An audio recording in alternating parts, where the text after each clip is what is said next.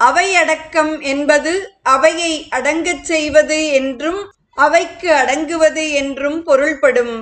அதாவது நூலாசிரியர் தமது அறிவாற்றலால் அவையோரை அடக்க வேண்டும். அவையில் கற்றறிந்த சான்றோர்கள் பலரும் இருக்கக்கூடும் என்பதால் நூலாசிரியர் அவைக்கு அடங்கி பணிவாக பேசுதல் வேண்டும். கச்சியப்ப சிவாச்சாரியர் அவையை அடக்க வேண்டிய அவசியம் இல்லாமல் போய்விட்டது. ஏனெனில் முருகனே சோழ நாட்டு புலவராக வந்து சான்று காட்டி அனைவரையும் அடக்கிவிட்டான். தமது நூலை படித்து அரங்கேற்றத்தை தொடர்ந்த கச்சியப்பர் சிறிதும் செருக்கில்லாமல் பணிவாக அவையடக்கம் கூறினார். அவையடக்க பகுதியில் மிகவும் அதிக எண்ணிக்கையில் 20 பாடல்களை பாடி பணிவுடைமைக்கு எடுத்துக்காட்டாக விளங்குபவர் கச்சியப்பர்தான்.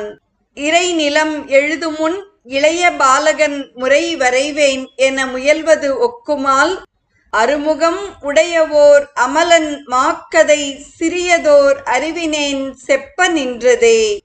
முற்காலத்தில் கல்வி கற்பிக்க தொடங்கும் பொழுது மாணவனின் கையை பிடித்து மணலில் எழுதச் செய்வது மரபு. அவ்வாறு எழுத்துப் பயிற்சி தொடங்கும் ஒரு மாணவன் நான் இப்போதே ஒரு நூல் எழுதப் போகிறேன் என்று முயல்வதை போன்றது எது? ஆறுமுகனாகிய கந்தவேலின் மாக்கதையை சிறியதோர் அறிவுடைய யான் பாடத் தொடங்கிய செய்கை என்று கூறுகிறார் கச்சியப்பர். இப்பாடலில் நூல் இயற்ற முயல்வதை முறை வரைவேன் என முயல்வது ஒக்கும் என்கிறார். தெய்வீக நூல்களை முறை என்று வழங்குவர். 12 திருமுறை, சன்னதி முறை, அடங்கன் முறை போன்ற வழக்குகளின் பொருளை இப்போது நாம் உணரலாம்.